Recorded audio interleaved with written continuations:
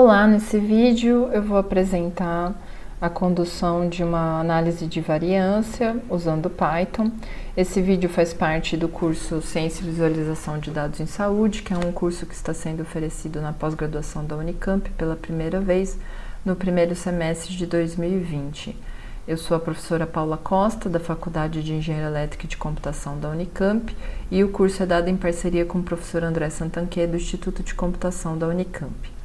Para realizar a análise de variância, eu usei como problema, uma pergunta bastante específica, avaliar se a quantidade de cigarros que são fumadas por jovens estaria ou não associada a episódios de depressão na vida desses jovens.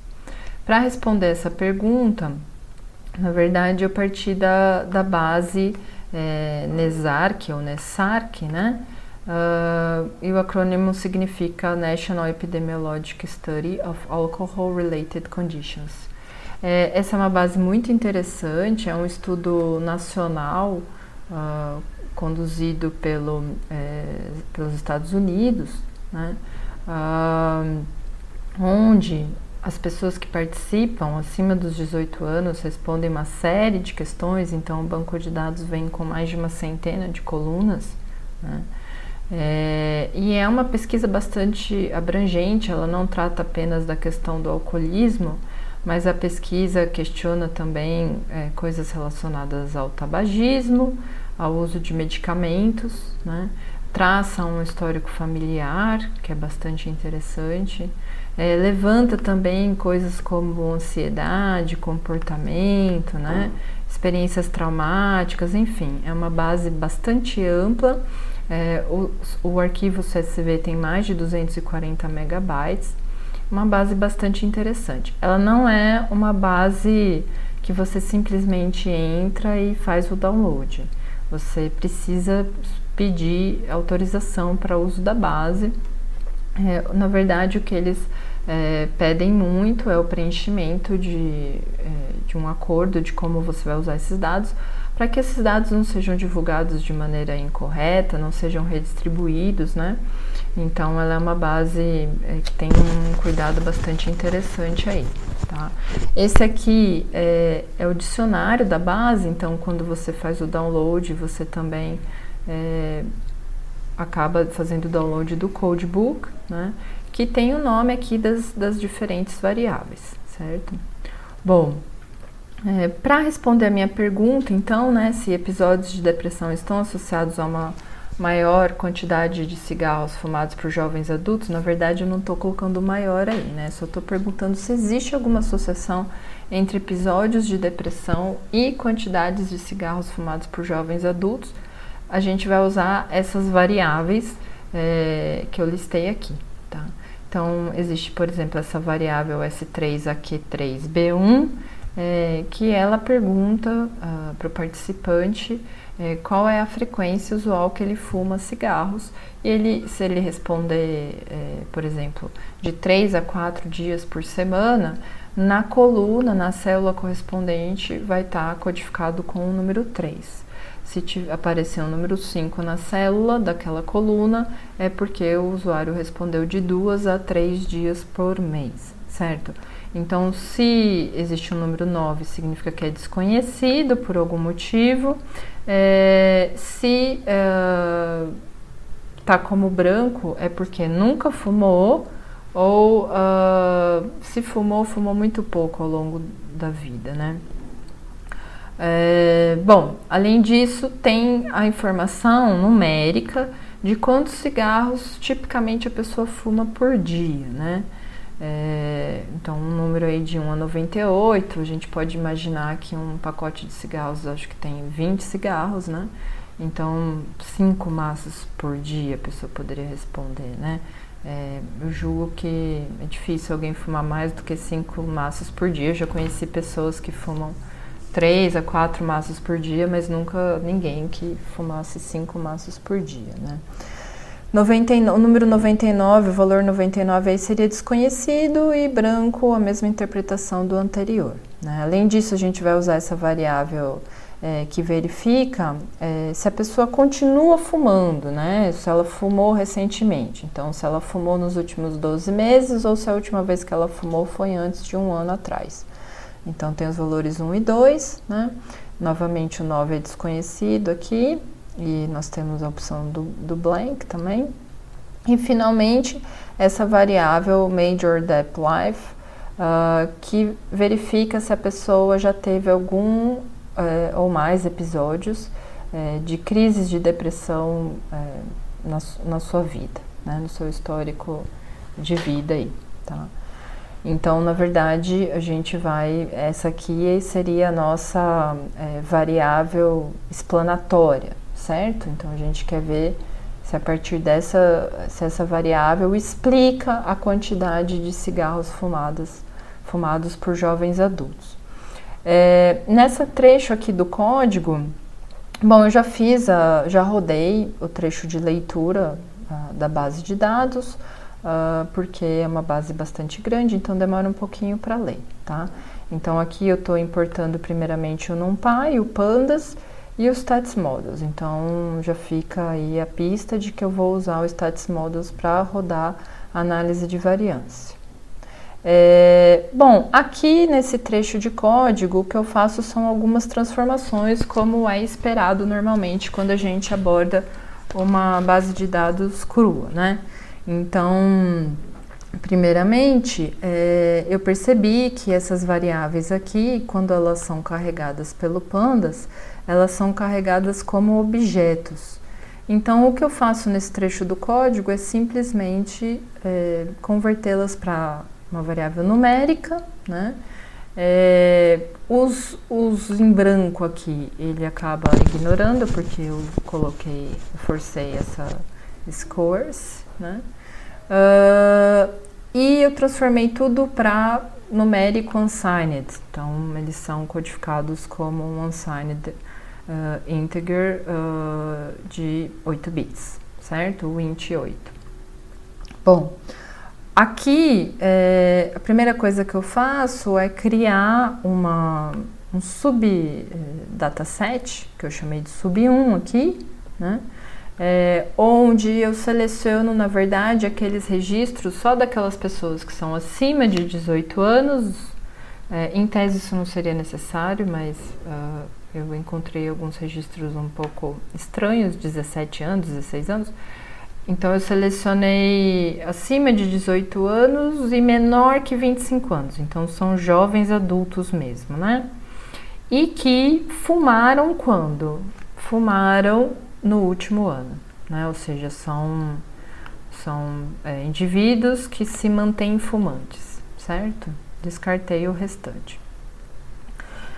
Uma outra coisa que eu vi necessidade também é que eu gostaria de considerar, na verdade, o número de cigarros fumados por mês, né? E a base não dá isso de maneira direta, então eu tive que fazer um certo reprocessamento em relação a isso. Fiz uma estimativa desse número de cigarros fumados por vez por cada indivíduo. Então, na verdade, eu transformo essa variável aqui de 3 a 4 dias por semana, né, que é a frequência semanal, eu transformo em número de vezes por mês. Então, se é todo dia, então a pessoa fumou 30 dias. Se é de 5 a 6 dias, significa que no mês a pessoa fumou entre 20 cigarros e 24 cigarros. Então, se a pessoa respondeu essa opção, eu coloco para ela número 22, que é um número entre 20 e 24, e assim por diante, tá? Fiz uma recodificação aqui. Então, se a pessoa respondeu a opção 1, fica como 30 dias por mês. Se a pessoa respondeu 2, fica como 22 e assim por diante, tá? Criei essa nova variável aqui, frequência mensal.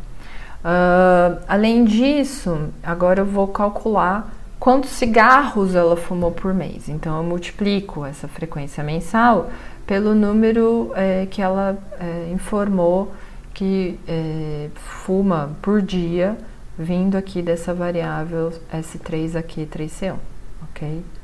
Bom, então tudo isso fica aqui nesse subdataset que é chamado de sub1, tá? Então, o resultado da execução desse trecho de código acaba dando alguns warnings, né?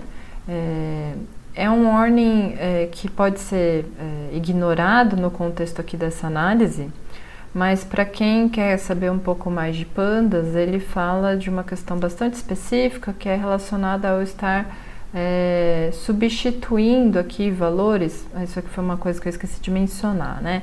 Como lá nas variáveis B1 e C1 aqui, eu tenho esses valores 9 e 99 que não significam valores que me interessam, mas só são desconhecidos.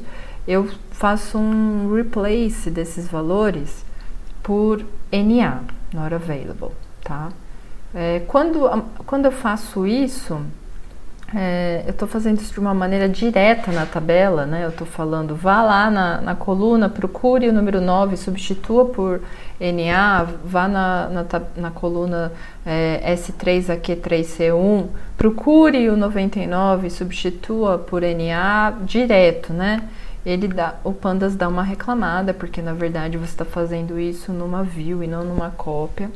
E enfim, ele até indica aqui alguns links para você estudar um pouco sobre isso, no sentido de que pode ter consequências, dependendo do que você está fazendo, tá? Então isso aqui é só um parênteses aqui no contexto da análise, que são pequenos detalhes de implementação que às vezes vale a pena prestar atenção, tá? Bom, a partir disso, então agora eu já tenho as colunas minhas de interesse, que vão ser esse número de cigarros, essa estimativa de número de cigarros fumados por mês para cada indivíduo que está lá na tabela, certo? E a variável 0 ou 1 se teve depressão. Nesse trecho de código, a gente de fato implementa a modelagem do nosso problema e a partir do modelo gerado, a gente realiza a análise de variância com base nas estatísticas do próprio modelo. Então, a gente usa a função OLS, que nada mais é do que uma função de regressão baseada em mínimos quadrados. OLS vem do inglês Ordinary Least Squares, né? Então, eu digo para essa função, olha, eu tenho essa variável que eu quero explicar, que é a variável número de cigarros fumados por mês, e eu quero explicar essa variável de resposta em função, isso é o que significa essa símbolo til, né? Em função da variável Major Dep Life, que é uma variável categórica, indicada por essa letra C fora dos parênteses. Então, eu estou explicando uma variável quantitativa em função de uma variável categórica. Se eu rodo esse modelo, né, então eu faço um fitting do modelo e peço para me apresentar as estatísticas descritivas desse modelo. A gente vai ter vários parâmetros, certo, desse modelo de regressão, mas no caso da análise de variância eu vou estar preocupada com duas estatísticas especificamente, a estatística F e a probabilidade dessa estatística F, que nada mais é do que o p-valor, certo? Então, eu obtenho um valor de F e eu obtenho uma probabilidade de quão raro eu obter esse valor, tá? Pelo p-valor, aqui, a gente percebe que a gente está fora da margem de P menor que 0,05, P menor que 5%. A gente está marginalmente fora dessa margem. A gente está vendo aí um p-valor de 0,06. Então, isso indica que a gente não rejeitaria a hipótese nula. Lembrando, no nosso caso, qual seria a hipótese nula? É a hipótese de que, na verdade, não existe associação nenhuma entre pessoas que tiveram depressão versus o número de cigarro que elas fumam, tá? Frequentemente, ok? Então, com esse p-valor, a gente não rejeitaria essa hipótese, a gente partiria para o entendimento de que não existe essa associação. De fato, a estatística F aqui, ela está um valor relativamente pequeno, né? Lembrando, o que significa a estatística F? A gente tentar ver a quantidade, a variação que existe, né, entre as médias das amostras sobre a variação que existe dentro de cada amostra, certo? Então, o distanciamento entre essas médias versus, né, a razão entre o distanciamento entre essas médias e a variância de cada amostra. Então, a gente está percebendo aí que elas não são tão diferentes entre si. Vai dar para ver isso um pouco melhor nos box plots, tá? Aqui em seguida, o que eu faço eu imprimo as médias e desvio padrões para essas duas amostras, ok? Então, vou rodar aqui e também gero o box plot. Então, o que eu estou fazendo aqui é agrupando os dados de número de cigarros fumados, né, em função da variável 0 ou 1, que indica se a pessoa teve ou não depressão ao longo da vida, né? Então, eu estou imprimindo aqui a média e o desvio padrão. E logo em seguida, estou gerando um box plot para as duas distribuições. Então, o que a gente percebe é que a média de cigarros fumados para quem nunca teve depressão é da faixa aqui de 312 a 313 cigarros por mês, enquanto que para quem teve depressão, em torno de 341 cigarros por mês, tá? Então, são médias relativamente próximas, ok? Já o desvio padrão, ele também se encontra da mesma ordem de grandeza. Então, quando a gente olhar para o box plot dessas duas distribuições, o que a gente vai ver é algo como isso aqui. Então, tem uns valores de outliers aqui, que com certeza indicam outliers ou valores digitados errados, né? Porque a gente tem aqui 3.000 cigarros por mês, né? Talvez não faça muito sentido. Mas o que a gente tem são médias próximas, e quando a gente olha para a variância dessas amostras, elas são bem parecidas entre si.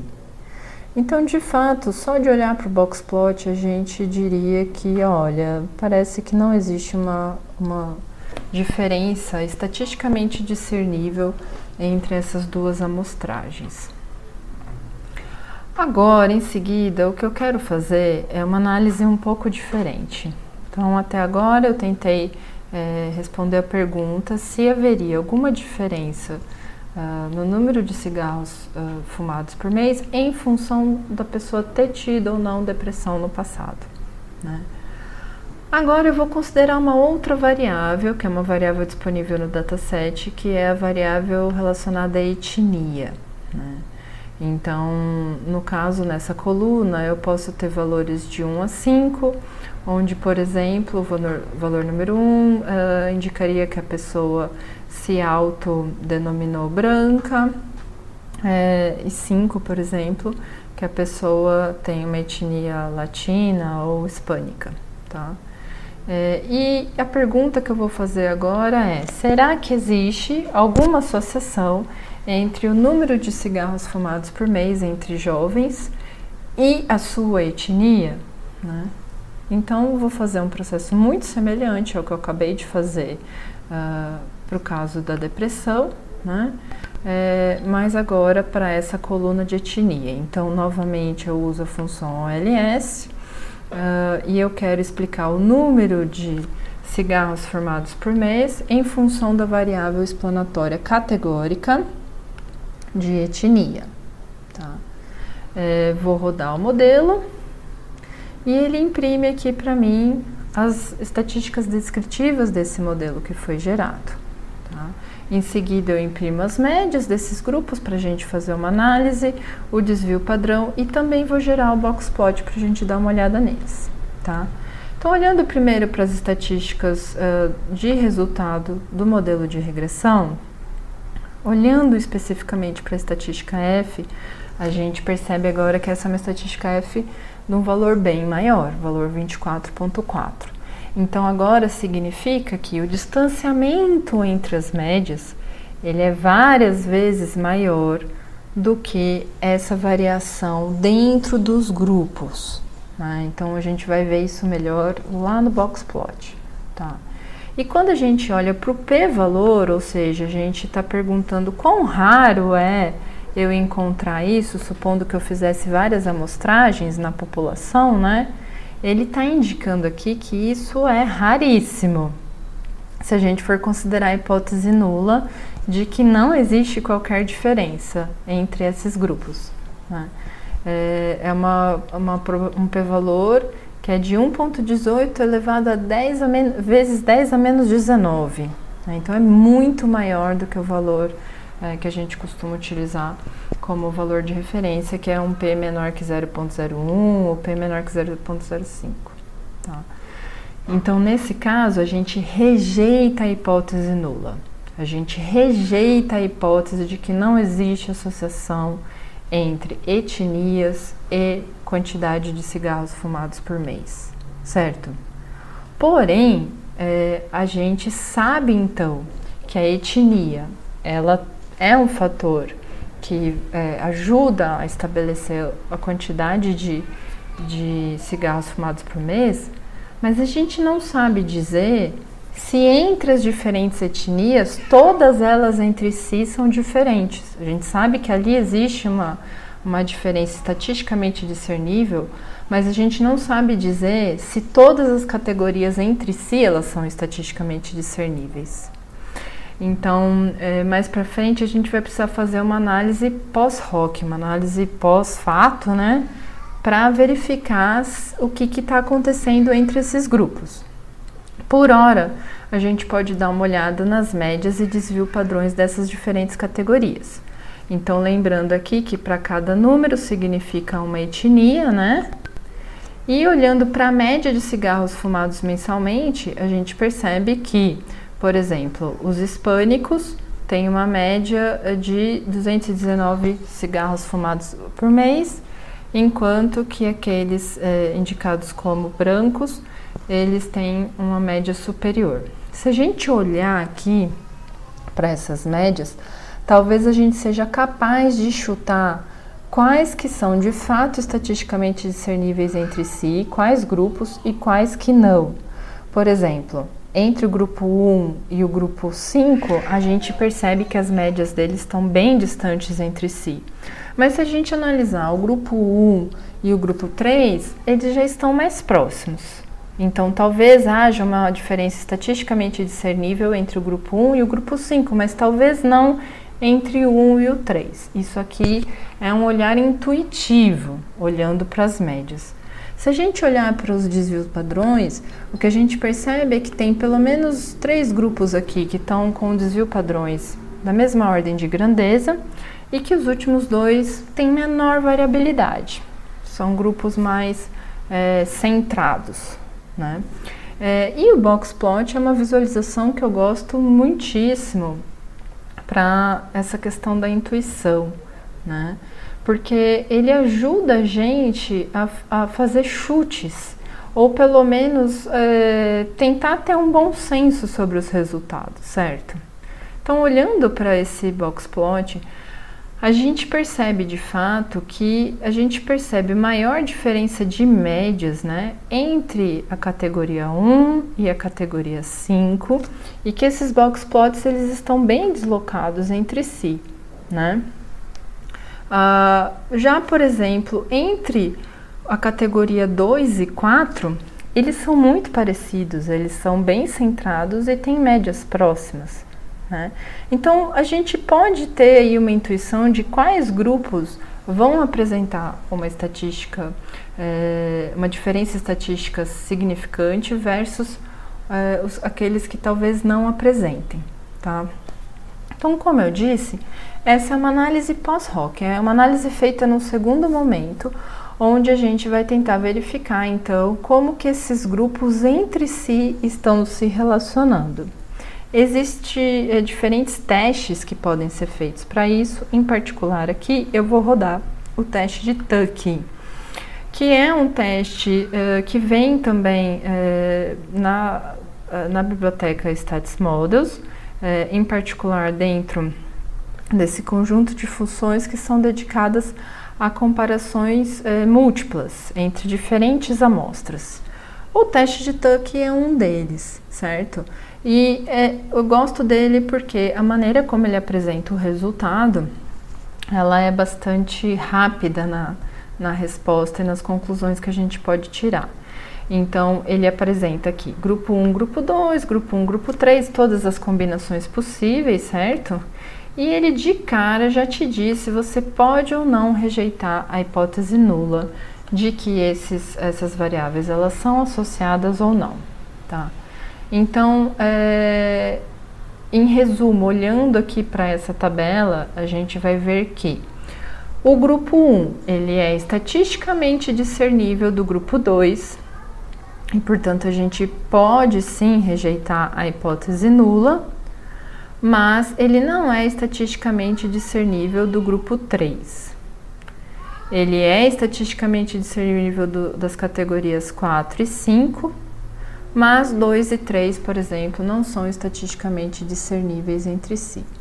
Então, a gente pode olhar aqui para os box plots, certo? Então, entre 1 e 2 existe uma diferença estatisticamente discernível, entre 1 e 3 não existe.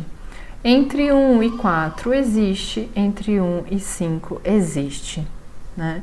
Porém, entre 2 e 3 não existe. Na verdade, o que a gente percebe aqui, inclusive, é que os dois box plots, eles estão bastante coincidentes entre si, apesar de um ser menos, um ser mais centrado que o outro, né? Entre 2 e 4 também não existe, certo? E aqui a gente tem também outras estatísticas, por exemplo, a diferença entre as médias, certo? Então, é dessa maneira que a gente pode conduzir uma análise, ou pelo menos é uma das maneiras como a gente pode conduzir a análise de variância usando o Python.